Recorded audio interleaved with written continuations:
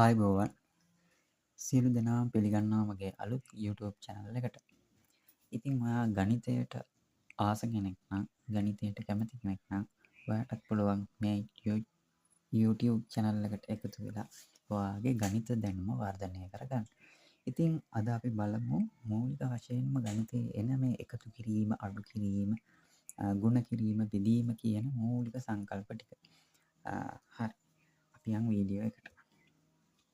මම මේ මූලිකම සංකල්ප ටිකක් මේ මුලින්ම කියලා දෙන්න.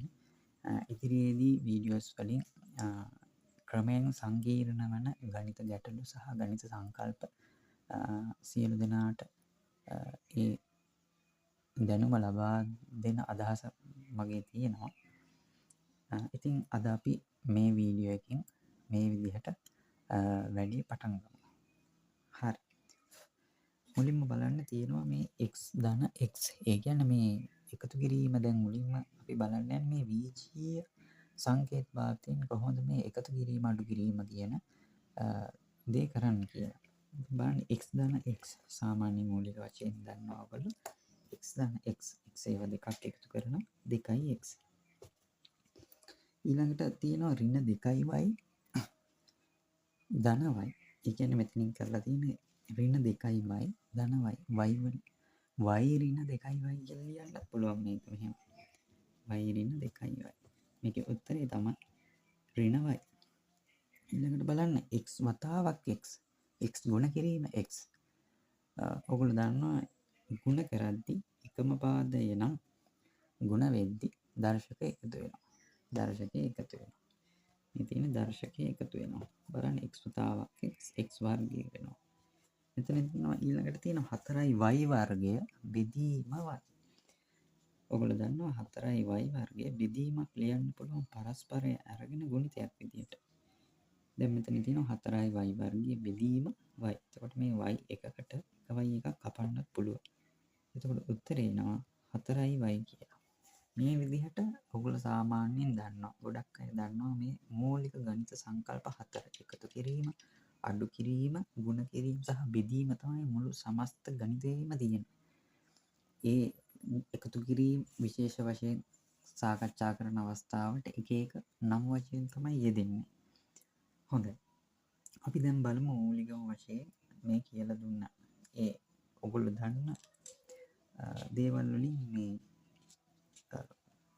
ගැටලු කිහිපයක් ඔන්න බලන්න තියෙනවා. 5x ඍණ 3y ඍණ 3x ධන 8y.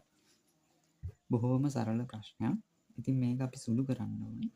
සුළු කරද්දී මතක තියාගන්න ඔයා ඕනෑම තරාතරින්ම සිටියත් ගණිතයට කැමති කෙනෙක් නම් සරලවම පටන් ගන්න කෙනෙක් වෙන්න පුළුවන්. ඉතින් මේක අපි මේක සුළු කරද්දී ඉස්සෙල්ලා මේ සජාතීය පද සහිත කොටස් එක තැනකට ගන්න ඕනේ. ඒ කියන්නේ මෙහෙමයි. මෙතන තියෙනවා x මෙතනත් x තියෙනවා. කියන්නේ 5x ඍණ 3x. ඔන්න මේ සජාතීය පද එක තැනකට ගැනීම ගොඩාක් පහසුයි. මৌলিකම අවස්ථාවේ ඉන්න කෙනෙකුට උනත් මේක සරලවම කරගෙන යන්න පුළුවන් විදිහට මේක කියලා දෙන්නේ. ඊළඟට තමයි මේ y පද 8y ඍණ 3y. බලන්න දැන් ගොඩක් සරලයි මේක ඉදිරියට සුළු කරන්න. දැන් අපි බලමු ඊළඟ පියවර. 5x වලින් 3x අඩු කරපුවාම එන්නේ 2x. ඊළඟට ධන ලකුණු 8y වලින් 3y අඩු කරපුවාම 5y. මේක තමයි සාමාන්‍ය ඔයගොල්ලෝ දන්න සිද්ධාන්ත වලට අනුව උත්තරේ. අපි ඊළඟ එකක් බලමු. ඔන්න බලන්න. ඊළඟ 9y ඍණ 7x ධන 6x ඍණ 7y. දැන් ඊළඟ ඉස්සලා කියලා දීපු විදිහම බලන්න සජාතීය පද එක තැනකට ගමු. අපි ගමු දැන් ඉස්සලාම y පද 9y ඍණ 7y ඍණ 7x ධන 6x. අන්න බලන්න දැන් මේ y පද සුළු කරමු. 9y වලින් 7y ගියපුවාම එනවා 2y කියලා. 2y ඍණ 7x ධන 6x.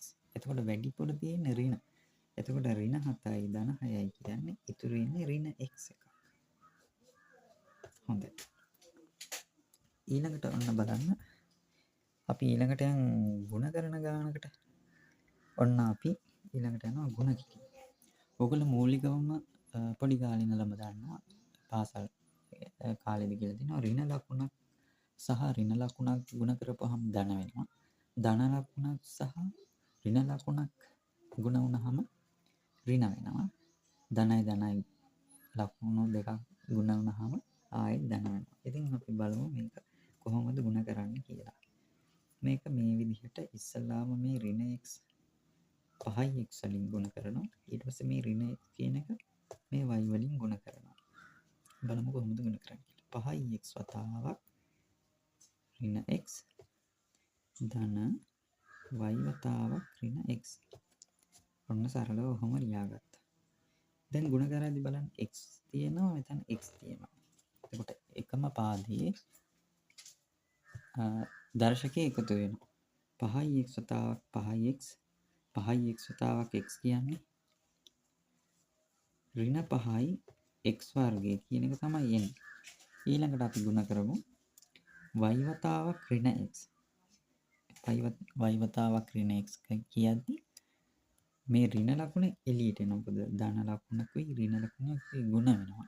එතකොට මේ ඍණ ලකුණක් තමයි එන්නේ. ඍණ xy. ඔන්න ඔයගොල්ලෝ දන්න මූලිකම සිද්ධාන්ත වලට අනුව ඔන්න ඊළඟ එකත් හරි. අපි දැන් ඊළඟ ගානට ගානක් කියන ගානක් විදිහට නෙමෙයි මේක සලකන්නේ පොඩි ප්‍රකාශනයක් සුළු කිරීම කියන එක මූලිකම අවබෝධයක් ලෙස තිබෙනවා නම් තාමත් පහසුවෙන් ඊළඟට තියෙන සිද්ධාන්ත සහ ඊළඟට බලාපොරොත්තු වන ආකාරයෙන් ඉදිරියේදී ගණිතයේ ක්‍රමයෙන් සංකීර්ණ වන සිද්ධාන්ත අඳුරා ගැනීම ගොඩාක් පහසු වෙනවා. ඉතින් අපි මේ ඊළඟට තියෙන ප්‍රකාශනයක් සුළු කරමු. ඔන්න බලන්න දැන් ඉස්සෙල්ලා වගේම මුලින්ම අපි මේ ඍණ y වලින් මේ x ගුණ කරනවා. ඊළඟට ඍණ y වලින් ඍණ y ගුණ කරනවා. බලන්න x වතාවක් ඍණ y ඍණ ලකුණු තියන්න ඕනේ. මෙතන ඍණ ලකුණු තියන්න ඕනේ. y වතාවක් ඍණ y. පැහැදිලිනේ. බලන්න ඍණ y වතාවක් x කියන්නේ ඍණ xy. මෙන්න මෙතන ඍණයි මෙතන ඍණයි ගුණ වෙනවා. ධන ලකුණක් එනවා. y වතාවක් y කියන්නේ පාදයේ එකයි දර්ශකයේ එකතු වෙනවා ගුණ වෙද්දී y වර්ගය. හරි. අවසාන වශයෙන් අද අපි බලමු මේ වීඩියෝ එකෙන් කොහොමද මේ භාග සංඛ්‍යාවක් තියෙන භාගයක් විතර තියෙනවා. බලන්න මේ භාගය ලියන්න පුළුවන් අපිට ගුණිතයක් විදිහට පරස්පරය අරගෙන. මෙන්න මෙහෙම 5යි y වර්ගය ධන 2යි y මේක ලියන්න පුළුවන් මේක 1යට y කියලා. හරිද? අපි වෙන වෙනම ගුණ කරමු. දැන් ගුණ කරමු. 5යි y වර්ගය මෙන්න මෙහෙම ගුණ කරමු. 5යි y වර්ගය 1යට y වලින් ගුණ කරනවා. 5යි y වර්ගය වතාවක් 1යට y. ධන ලකුණ මෙන්න 1යට y වලින් මේ 2යි y ගුණ කරමු. 2යි y වතාවක් 1යට y. සරලවම මෙතන එක y එකට මෙතන y කැපිලා යනවා. ඒ කැපිලා යනවා කියන අදහස් තමයි මේ බෙදද්දි එකම පාදයේ දර්ශක අඩු වෙනවා කියන එක. ඒක තමයි සිද්ධාන්තය. එතකොට මෙතනින් එනවා 5යි y ධන මෙතනත් මේ y කැපිලා යනවා 2. ඉතින් අද මම ඔයාලට කියලා දුන්නේ මৌলিক වශයෙන්ම මේ ගණිතයේ තියෙන එකතු කිරීම, අඩු කිරීම, ගුණ කිරීම, බෙදීම කියන මේ මৌলিකම ගණිත සංකල්ප. මුළු ගණිතයේ පුරාවටම තියෙන මේ සංකල්ප 4. ඒ එක එක ආකාරයට සැකසුන සිද්ධාන්ත අනුව තමයි අර එක එක නම් යෙදෙන්නේ. නමුත් මේ සංකල්ප 4 තමයි සමස්ත ගණිතයේම තියෙන්නේ. ඉතින් අපි ඊළඟ වීඩියෝ එකෙන් හමු වෙමු. මේක වටිනවා කියලා හිතනවා නම් ඉස්සරහටත් මේ YouTube channel එක හරහා සම්බන්ධ වෙලා ඔයාගේ ගණිත දැනුම වැඩි දියුණු කරගන්න කැමති නම් අනිවාර්යෙන් මේ channel එක subscribe කරන්න අමතක කරන්න එපා. subscribe කරලා bell icon එක click කරලා තියාගන්න. අපි ඊළඟ වීඩියෝ එකකින් හමු වෙමු. ආයුබෝවන්.